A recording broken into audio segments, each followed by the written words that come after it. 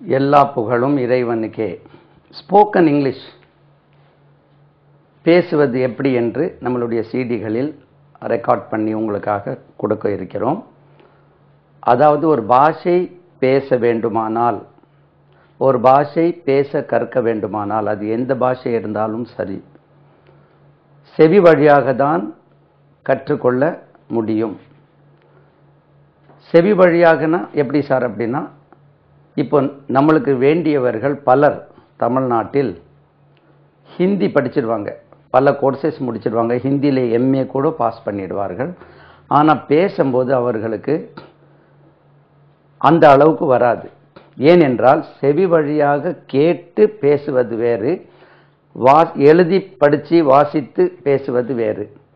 ஆங்கிலம் கூட நம்ம பள்ளிக்கூடங்களில் எழுத படிக்க படிச்சிருக்கிறோம். அதுக்கு பிறகு எழுத படிச்சுட்டு அதுக்கப்புறம் பேசணும்னா அது உச்சரிப்பு முறைகள், அதை அந்த டியூன், பாஷையுடைய டியூன், தொனி சரி வராது.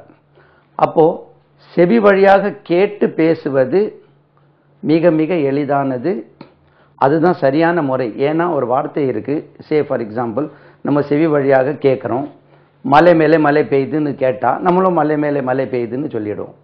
அப்போது அடிக்கடி மழை பெய்கிறது, மலை மேல் மழை பெய்கிறது என்று அடிக்கடி கேட்டோம்னா நம்மளும் மலை மேல் மழை பெய்கிறது என்று சொல்வோம்.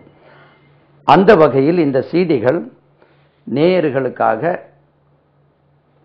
ஆங்கிலம் பேசுவதற்கு மிக மிக எளிதாக இருக்கும். ஸ்போக்கன் இங்கிலீஷ் ஒரு பாஷை பேசுவதற்கு, ஒரு பாஷை பேசுவது எப்படின்னா, லாங்குவேஜ், பாஷை என்பது லாங்குவேஜ் இஸ் நத்திங் பட் ஏய்பிங். ஏய்பிங் பாருங்க, ஏபிஇ, ஏப். ஏப் என்று சொன்னால் மனித குரங்கு, ஏப் என்று சொன்னால் மனித குரங்கு, ஒரு மீனிங். இனி ஒரு மீனிங் வேர்ப்ல யூஸ் பண்ணா to copy, to copy, COPY, copy பண்ணுவது. பாஷை என்பது nothing, language is nothing but aping others, மற்றவர்களுக்கு நம்ம காப்பி பண்ணுவது. ஒரு ஆள் பேசுறாரு, அந்த பேசுறதை கேட்டு சொல்வது போப்பா அப்படின்னா நம்மளும் ஈஸியா போப்பா, அதுக்கு டியூன் மாற்றி போப்பா அப்படின்னு சொல்ல முடியாது. அப்போ ஏப்னா டு காப்பி, வினை சொல்ல.